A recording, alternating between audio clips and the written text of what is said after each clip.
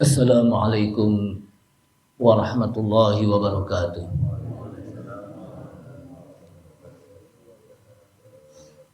Bismillahirrahmanirrahim.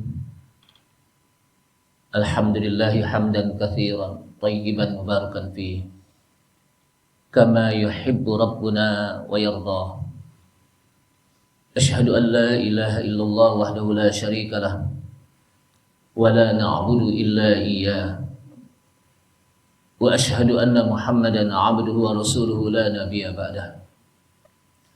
Allahumma shalli wa sallim ala nabiyyina al-karim Sayyidina Muhammad ibn Abdullah wa ala alihi wa sahbihi wa tabi'ihim wa man tabi'ahum bi ihsanin ila yaumil qiyamah.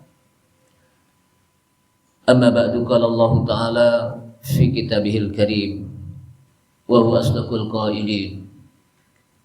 Ya ayyuhalladzina amanu taqullaha haqqa tuqatih wa la tamutunna illa wa antum muslimun.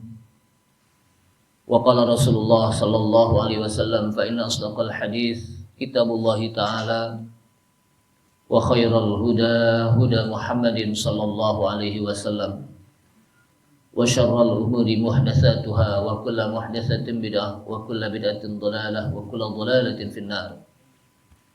Rabbi shrah li sadri wa yassir li amri wahlul 'uqdatam min lisani yafqahu qawli. Subhanaka la ilma lana illa ma 'allamtana innaka antal alimul hakim. Rabbi zidni ilma warzuqni fahma wa la haula wa la quwwata illa billahil aliyyil azim. Ma'asyiral muslimin wal muslimat, ibu bapak hadirin sekalian, jamaah masjid Al-Muhajirin Jalan Delima yang mudah-mudahan dirahmati Allah Subhanahu wa taala. Kita awali kajian pagi hari ini dengan mengambil tema mensyukuri nikmat kemerdekaan Republik Indonesia yang ke-80. Mari sama-sama kita awali dengan memanjatkan puji syukur kita kepada Allah Subhanahu wa taala yang telah memberikan begitu banyak nikmat-nikmatnya kepada kita sekalian. Nikmat yang utama adalah nikmat iman dan Islam, nikmat sehat walafiat, nikmat panjang umur, nikmat merdeka dari penjajahan, dan begitu banyaknya yang mudah-mudahan nikmat ini menjadikan kita menjadi orang-orang yang bersyukur kepada Allah Subhanahu wa taala. Dan ketika kita bersyukur, mudah-mudahan Allah Subhanahu wa taala pun akan menambahkan nikmat tersebut kepada kita sekalian. Salawat serta salam tak lupa kita sampaikan kepada Nabi kita Nabi Muhammad sallallahu alaihi wasallam beserta para keluarganya, para sahabatnya, para pengikutnya yang senantiasa istiqamah di dalam menjalankan sunnah-sunnahnya. Ma'asyiral muslimin wal muslimat, a'azzani Allah wa iyyakum, kaum muslimin dan muslimat yang mudah-mudahan dimuliakan Allah Subhanahu wa taala.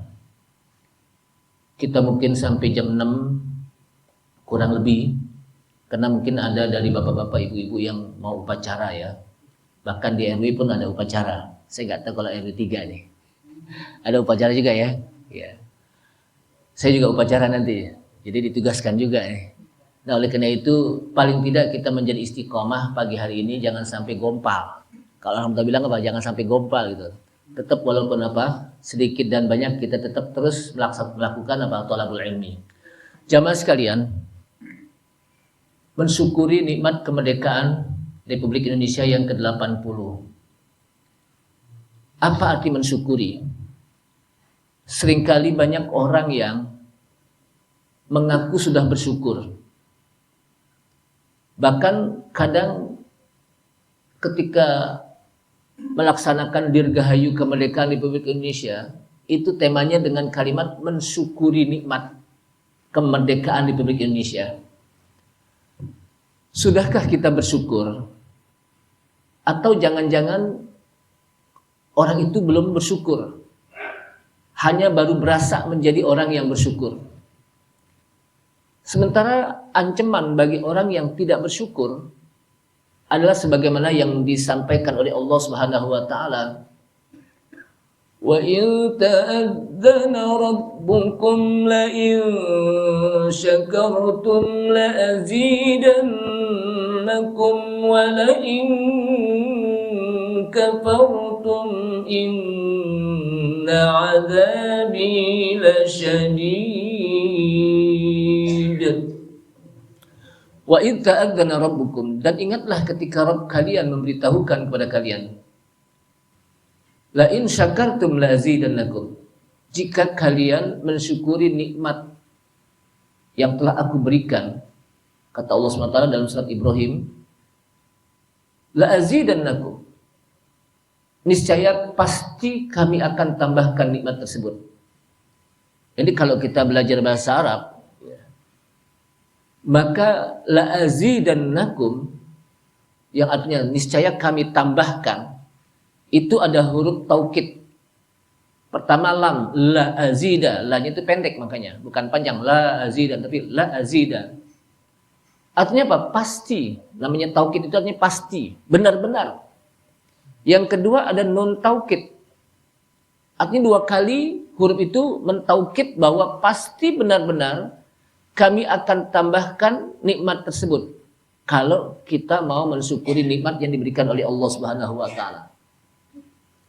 Tapi wala in kafartum, dan jika kalian bersyukur dan jika kalian mengkufuri nikmat tersebut, tidak mau bersyukur terhadap nikmat yang diberikan oleh Allah Subhanahu wa taala, inna adzabi lasyadid. Inna adzabi, ada taukid lagi di sini dengan huruf taukid inna. Inna adzabi, sesungguhnya azabku, ada lagi huruf taukid la syadid, sungguh sangat pedih. Jadi artinya bahwa ancaman dari mereka yang tidak mensyukuri nikmat itu azab Allah Subhanahu wa taala. Dan adab Allah Subhanahu wa taala itu enggak main-main. Pasti di sana ada sifatnya, sifat adab. Inna azabi lasyadid. Sungguh adab itu apa? Syadid, sangat dahsyat, sangat pedih. Jamaah sekalian, sehingga perlu kita memahami arti rasa syukur. Karena rasa syukur itu juga berada dalam hati, tapi juga berada dalam seluruh anggota kita. Hati mensyukuri dengan kita menerima nikmat yang diberikan oleh Allah SWT. Dan amal kita mengakui bahwa itu adalah nikmat dari Allah Subhanahu wa taala. Kalau kita lihat di dalam kamus yang namanya Mu'jam al-Wasit, ada namanya kamus apa? Mu'jam al-Wasit, itu menyebutkan orang-orang yang bersyukur hendaknya dia memenuhi 3 hal. Yang pertama adalah irfanun ni'mah, mengakui bahwa itu adalah nikmat. Kadang ada orang dapat nikmat tapi dia nggak akuin bahwa itu nikmat, biasa aja gitu. Kadang ada orang mendapatkan nikmat, dia tidak mengakui bahwa itu adalah sebuah nikmat, sehingga dia nggak berasa, biasa aja deh gitu. Kemerdekaan itu nikmat. Bagi orang-orang beriman itu merasakan betapa nikmatnya kemerdekaan. Tapi kalau orang-orang yang biasa aja tidak akan merasakan bahwa kemerdekaan itu adalah nikmat. Maka ketika kita mendapatkan nikmat, maka kita harus mengakui bahwa itu nikmat. 1. Yang kedua, bahwa nikmat itu terjadi ada bukan kehendak kita, tapi yang memberikan nikmat itu adalah Allah Subhanahu wa taala. Betapapun kita mengusahakan sesuatu agar kita mendapatkan nikmat, berhasil umpamanya kalau kita lulus ujian, berhasil kalau kita usaha. Tapi kalau Allah Subhanahu wa taala tidak takdirkan untuk berhasil, baik usaha kita atau apa yang kita inginkan, maka kita tidak akan mendapatkan nikmat berhasil. Sehingga yang kedua, hendaknya pertama kita mengakui bahwa itu adalah nikmat. Yang kedua, bahwa kita mengakui bahwa nikmat itu datangnya dari Allah Subhanahu wa taala. Makanya kemerdekaan itu bukan hanya semata-mata hasil perjuangan bangsa Indonesia saat itu. Kenapa? Karena kalau semata-mata hasil perjuangan saja tanpa pemberian dari Allah Subhanahu wa taala, maka kalau kita lihat Indonesia yang saat itu belum memiliki alat peperangan yang canggih sebagaimana yang dimiliki oleh Belanda atau negara-negara yang lain, tapi kita bisa menghadapinya dengan bambu runcing. Sedangkan mereka sudah menggunakan senjata yang sangat modern. Jadi nikmat itu adalah pemberian Allah Subhanahu wa taala. Bukan juga kemerdekaan ini atas hasil dari hadiah bangsa lain. Dari Inggris umpamanya menghadiahkan kita merdeka, tidak. Tapi itu adalah pemberian Allah Subhanahu wa taala. Makanya kalau kita lihat di dalam mukaddimah UUD 45 itu dijelaskan berkat rahmat Allah. Jadi di situ apa? Berkat rahmat Allah. Dan kita perlu tahu bahwa kemerdekaan kita itu ketika diproklamasikan diproklamasikan itu adalah pertama dia hari Jumat. Dan kita tahu yang namanya hari Jumat Sayyidul Ayyam. Yang kedua di tanggal 9 Ramadan, 10 pertama dari bulan Ramadan. Yang ketiga di bulan Ramadan. Di bulan Ramadan, bulan yang penuh dengan rahmat Allah Subhanahu wa taala.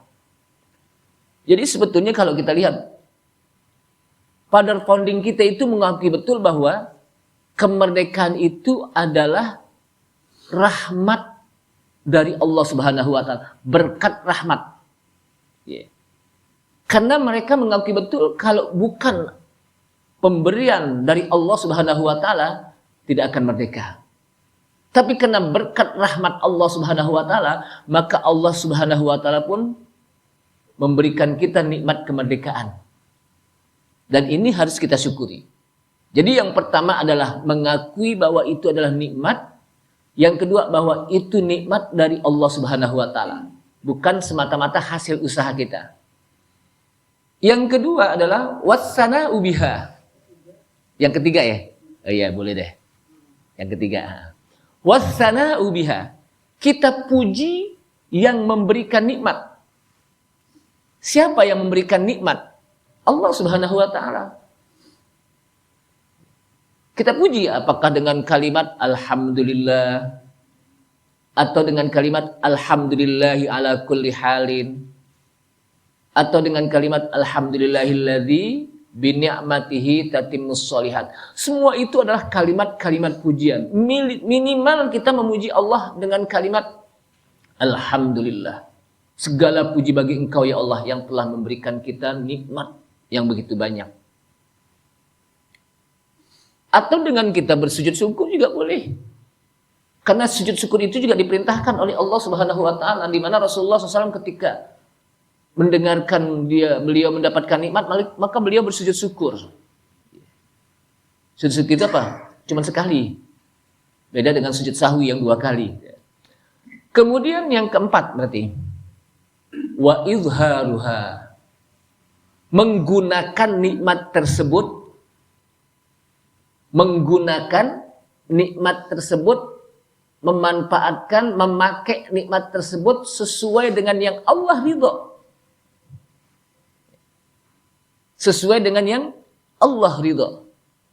Jadi menggunakan nikmat itu bukan sesuai dengan keinginan kita. Bukan dengan kemauan kita, tapi sesuai dengan ridho Allah Subhanahu wa taala. Inilah yang diucapkan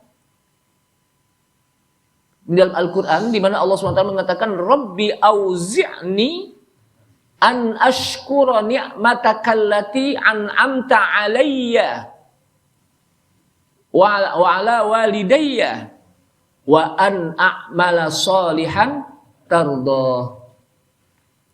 Rabbi auzi'ni, wahai Allah, auzi'ni, Berikanlah kepada saya untuk bisa an ashkura ni'mataka allati an'amta alayya, untuk bisa bersyukur kepada nikmat yang telah Engkau berikan kepadaku, wa ala walidayya, dan juga terhadap kedua orang tuaku, wa an a'mala salihan tardah, dengan cara saya bisa beramal soleh yang Engkau ridhoi.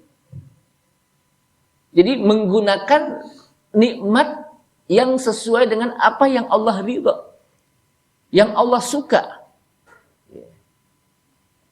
Karena berapa banyak orang ketika mendapatkan nikmat, ternyata nikmatnya itu digunakan untuk bermaksiat, untuk berbuat dosa, untuk berbuat kemungkaran. Nikmatnya itu diisi dengan kemungkaran. Artinya ketika kita diberikan nikmat oleh Allah Subhanahu wa taala, nikmat kemerdekaan, yang dalam bahasa Arab itu artinya al-istiqlal. Istiqlal itu artinya merdeka, makanya masjid kita disebut dengan apa? Istiqlal, yang artinya merdeka. Walaupun dalam bahasa lain, kata-kata merdeka itu juga dalam bahasa Arab itu dikatakan apa? Al-hurriyah. Al-hurriyah. Tapi dalam bahasa lain al-istiqlal. Apa sih istiqlal? Istaqalla yastaqillu, yang artinya mandiri, berdiri sendiri, tidak dijajah, tidak didikte oleh yang lain. Itulah yang disebut apa? Istiqlal. Jamaah sekalian, artinya ketika kita diberikan nikmat kemerdekaan, maka nikmat kemerdekaan itu kita isi, kita gunakan dengan kebaikan-kebaikan di dalam beramal soleh kepada Allah Subhanahu wa taala.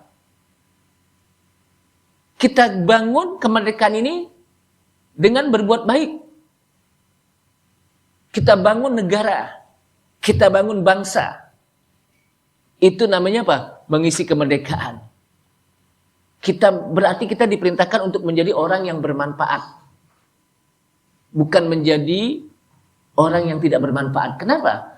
Karena disebutkan dalam hadis di mana Rasulullah SAW mengatakan, khairun nas anfa'uhum linnas wa ahsanuhum khuluqan. Jadi sebaik-baik manusia itu adalah orang yang paling bermanfaat kepada manusia. Itu yang paling baik manusia.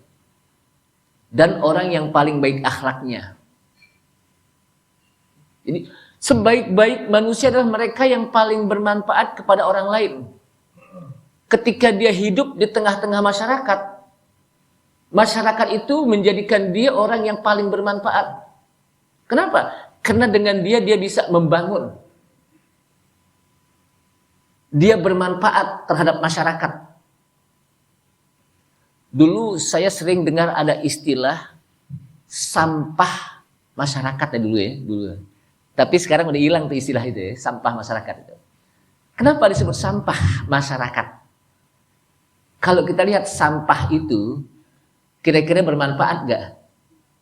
Nggak ada sampah, orang nggak bakal pungut itu. Bahkan diinjak-injak. Bahkan dimasukkan ke dalam tong. Tongnya juga tong sampah lagi. Kenapa namanya sampah? Nggak ada manfaatnya. Maka kita diperintahkan oleh Rasulullah SAW dengan menjadi manusia yang bermanfaat. Menjadi emas di tengah-tengah masyarakat. Berguna. Ini kan masjid gara-gara dia nih bangun nih. Alhamdulillah.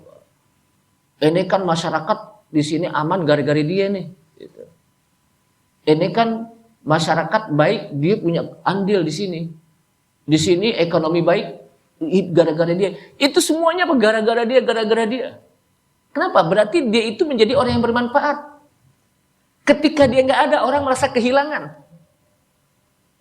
Itu orang yang bermanfaat itu tanda-tandanya apa? Ketika dia nggak ada, orang merasa kehilangan. Kebalikannya, kalau kebalikannya dari orang yang tidak bermanfaat, ketika dia nggak ada, orang merasa aman. Nggak ada dia nih, aman daerah kita nih. Berarti orang itu apa? Nggak manfaat itu. Gara-gara dia nih daerah kita jadi nggak aman nih. Nah, itu. Berarti apa? Tapi kalau orang yang bermanfaat itu, ketika dia tidak ada, maka orang berharap kalau dia hadir di tengah-tengah masyarakat. Kehadirannya itu dielu-elukan. Apa sih elu? Bukan digue-guekan ya, dielu-elukan gitu ya. Lu kan Pak, diharapkan gitu dalam bahasa kita, bukan digue-guekan gitu, dielu-elukan gitu. Ketika dia hidup, orang senantiasa minta bantuan kepadanya. Ketika dia nggak ada, orang merasa kehilangan. Itulah khairun nas anfa'uhum linnas. Orang yang paling bermanfaat kepada manusia. Sehingga di dalam mengisi kemerdekaan, hendaknya kita mengisi pembangunan mental spiritual juga. Jadi bukan hanya sekedar pembangunan fisik. Jalan sih boleh licin. Kan gitu. Daerah sih boleh, bagus. Tapi mental spiritualnya nggak dibangun. Apa sih kalau istilah mental spiritual itu kan akhlak ya, moral, itu juga harus dibangun. Atau bukan hanya sekedar mental spiritual saja yang dibangun, tapi daerahnya gersang, itu juga nggak enak. Jadi semuanya dibangun, fisiknya dibangun, ya. Mental spiritualnya dibangun juga, agar kita menjadi bangsa yang enak, adem. Makanya Yang kedua adalah wa ahsanuhum khuluqan, dan yang paling baik akhlaknya. Jadi digandeng tuh. Orang yang paling bermanfaat dan yang paling baik akhlaknya. Ya. Kenapa? Ada di situ ada orang, ya, dia bisa. Orang itu selalu minta bantuan dia, tapi akhlaknya nggak ada, itu juga nggak bagus. Atau akhlaknya ada, tapi orang itu cuman sekedar nunduk-nunduk aja kalau ketemu orang, kayaknya akhlaknya tinggi gitu, tapi nggak mau bangun masyarakat, itu juga nggak boleh. Artinya harus ada dua-duanya. Makanya anfa'uhum linnas wa ahsanuhum khuluqan. Dan yang terpenting bagi kita adalah bagaimana kita membangun di samping fisik, ya, membangun masjid yang indah agar orang bisa adem sholat, beribadah, kan enak gitu ya.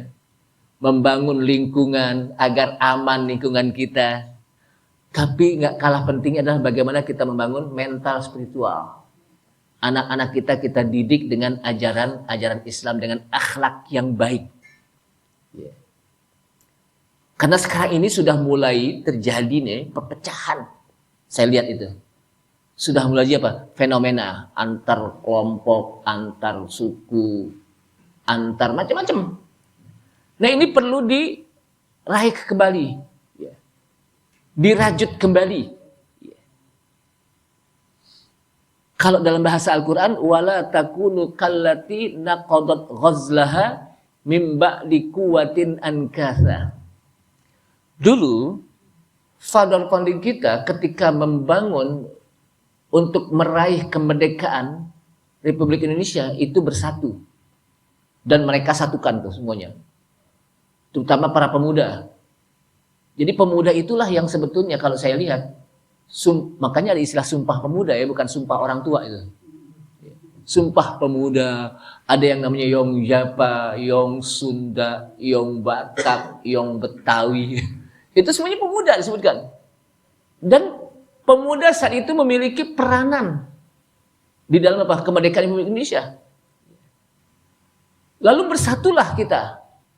Yang sebelumnya itu terpecah-pecah menjadi sebuah kerajaan-kerajaan kelompok-kelompok. Akhirnya bersatu. Nah, setelah kita merdeka dan bersatu, wala takunu kallati naqadat ghazlaha min ba'di quwwatin ankatha. Janganlah kalian menjadikan diri kalian seperti seorang wanita yang memintal. Kita udah dipintal nih untuk bersatu. Kemudian udah hasilnya bagus, dipintal, dirombak lagi. Dengan terjadinya perpecahan-perpecahan. Karena kalau sudah berpecah, sulit bagi kita untuk memintal kembali. Diawali dari lingkungan RT, lingkungan RW. Jangankan lingkungan nasional, lingkungan RT aja kadang-kadang pecah. Yang satu mau begini, yang satu mau begitu. Jangankan lingkungan RT, di lingkungan masjid pun kadang-kadang terjadi konflik. Ini saya nggak cerita yang sini, yang sono, di sini enggak. Bagaimana kita ingin bersatu secara nasional, sementara di masjid aja kita pecah gitu. Apakah macam-macam lah, kita nggak bisa ceritakan dah.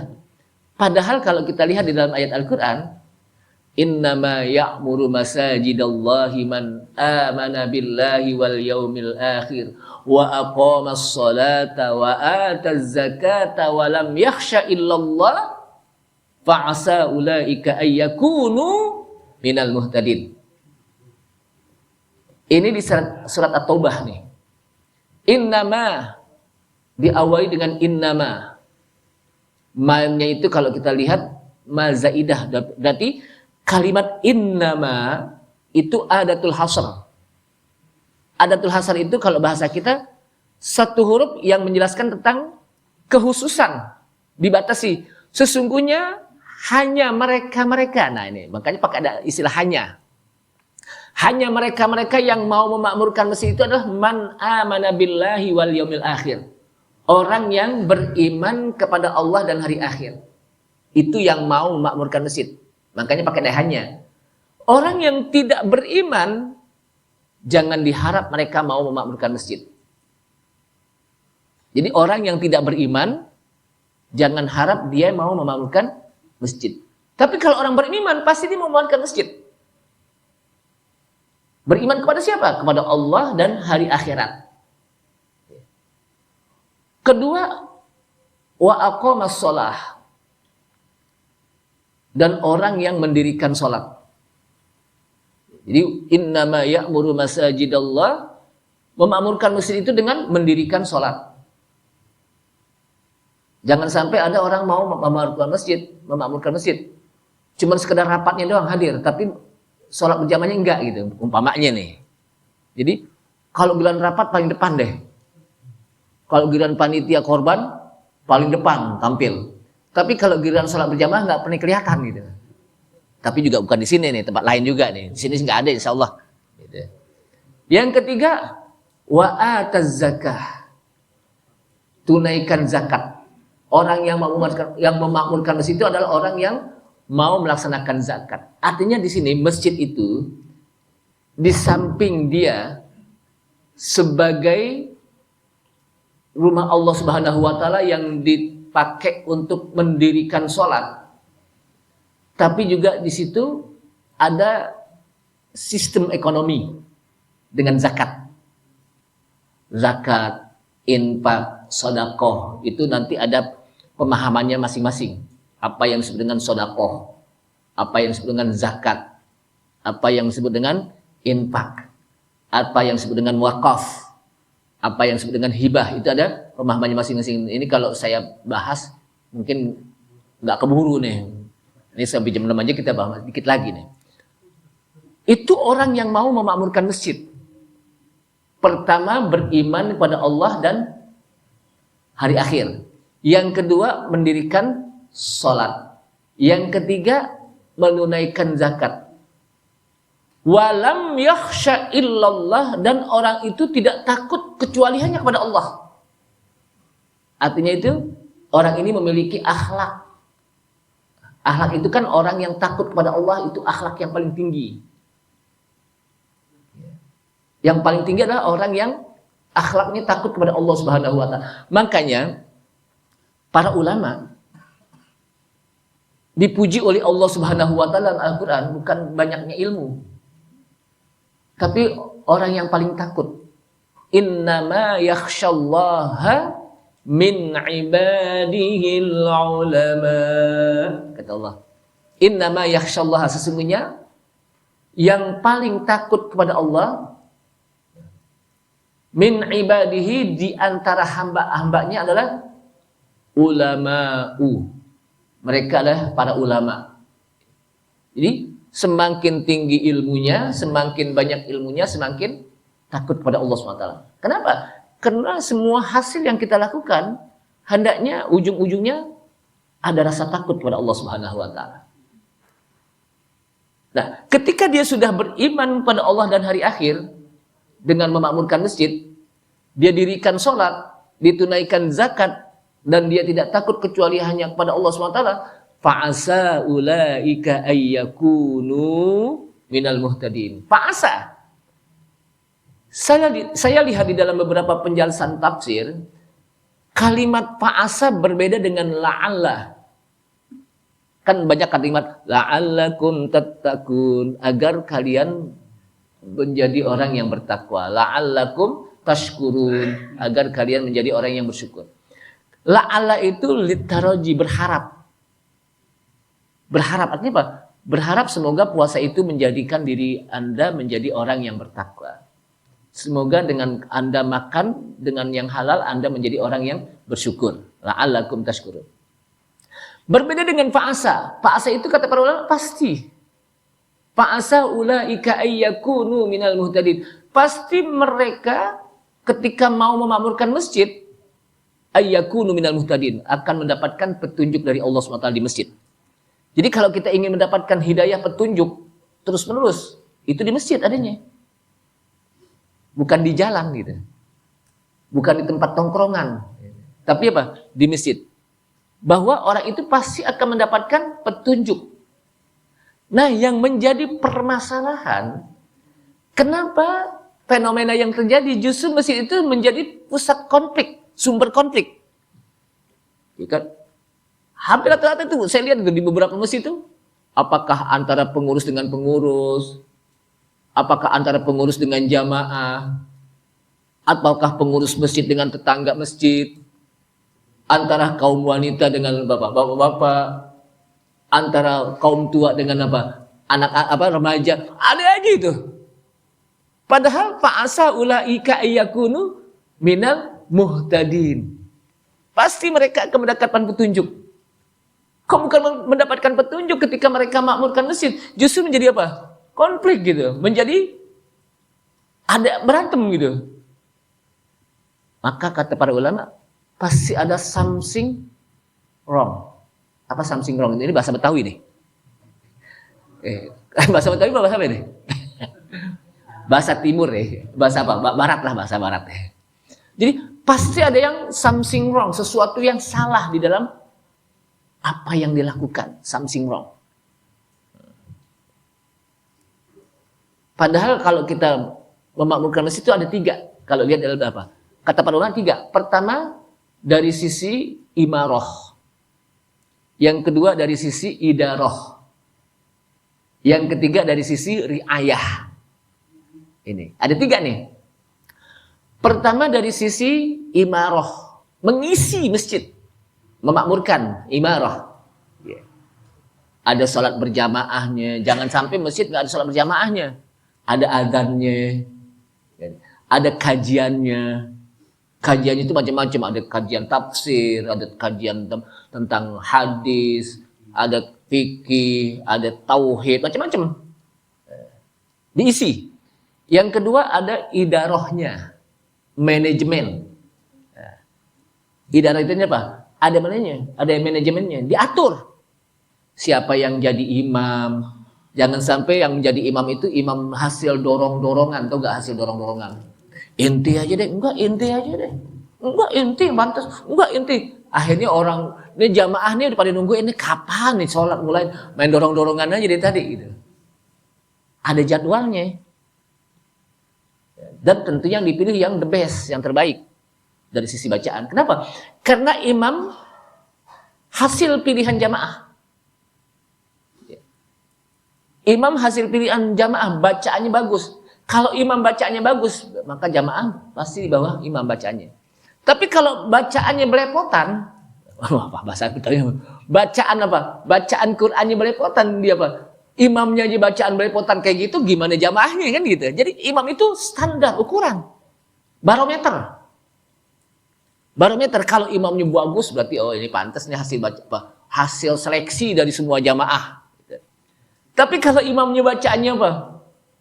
Belepotan, bacaannya nggak bagus, Fatihahnya juga nggak bagus, dan apalagi yang lainnya deh, Fatihahnya juga nggak bagus. Berarti, imamnya bacanya begini, gimana jamaahnya? Itu standar tuh, barometer, ukuran, hati-hati. Jadi yang kedua apa? Idarah. Yang pertama tadi apa? imaroh, yang kedua idaroh. Ada manajemennya, dimanage, khotib, dimanage itu. Ada namanya, ada apa? Manajemennya, diatur. Siapa yang jadi ketua, siapa yang jadi sekretaris. Enggak semuanya jadi ketua. Kalau semuanya, jangankan semuanya. 2 orang ketua di masjid aja bingung gitu. Yang satu ngatur, yang satu ngatur. Yang satu mau begini, yang satu. Makanya satu, yang namanya ketua pasti apa? Satu. Makanya itu apa? Namanya ada idarohnya. Ada manajemennya. Dan yang ketiga adalah ada riayah, ada bangunannya. Kalau 3 hal ini jalan, bangunannya ada, manajemennya ada, lalu memakmurkan masjidnya juga ada, yang mau makmurkan masjid, yang mengisi masjid, maka insya Allah jalan lancar. Tapi kalau nggak ada ya, salah satunya aja akan terjadi kepincangan. Bangunnya apa? Mesin sih bagus bangun, tapi nggak ada yang isinya, nggak ada manajemennya, itu nggak jadi.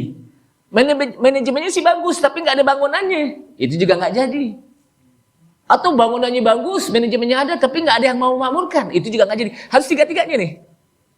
Nah itulah yang kita isi sebagai umat Islam di kemerdekaan ini.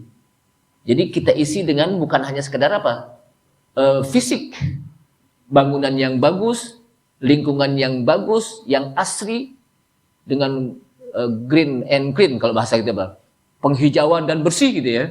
Tapi juga mental spiritual kita harus diisi. Bukan hanya untuk anak-anak kita saja, untuk kita juga gitu. Karena kadang-kadang kita apa, berharap agar anak-anak kita menjadi orang yang baik, yang soleh. Tapi apa, orang tuanya nggak soleh, padahal dua-duanya soleh gitu. Nah ini apa, penting bagi kita untuk membangun negara kita, minimal di lingkungan kita, minimal di dalam lingkungan kita, minimal dalam rumah tangga. Jangan apa, jadi jangan sampai rumah tangga apa, kita nggak bangun hanya sekedar lingkungan. Jadi rumah tangga kita bangun, lingkungan rumah tangga juga apa, rumah kita bangun, dan terus ya, itu apa, dari basicnya. Dan dari sinilah mudah-mudahan negara kita yang sudah 80 tahun diproklamasikan kemerdekaan, proklamasi kami bangsa Indonesia, dengan ini menyatakan kemerdekaan Indonesia, hal-hal yang mengenai penduduk dan lain-lainnya sampai seterusnya. Maka mudah-mudahan kita bisa isi kemerdekaan ini yang 80 tahun, kita isi untuk selanjutnya sampai hari kiamat, sampai cucu kita, sampai kita generasi selanjutnya. Mudah-mudahan kita dijadikan negara yang baldatun thayyibatun wa rabbun ghafur. Ini kalimat ada di dalam Al-Quran. Kenapa bisa disebutkan baldatun thayyibatun wa rabbun ghafur?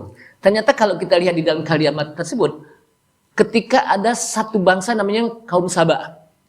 Kaum Saba itu diberikan nikmat oleh Allah Subhanahu wa taala, ya. Kemudian kata Allah Subhanahu wa taala, nikmat itu fakulu min rizqi rabbikum, makanlah. Makanlah, ya. Kemudian washkurulah. Habis makan kita bersyukur. Artinya makanlah itu maksudnya kita manfaatkan nikmat tersebut. Nikmat apa? Jannatain, 2 taman, 2 kebun. Kemudian kita manfaatkan nikmat tersebut, kemudian washkurulah.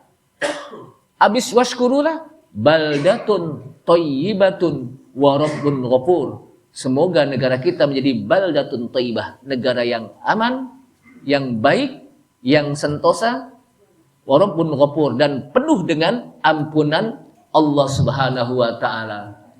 Allahumma ja'al baldatana Indonesia baldatan thayyibah. Ya Allah, jadikanlah negeri kami Indonesia negeri yang baik. Allahumma ja'al baldatana Indonesia baldatan aminatan mutmainnah.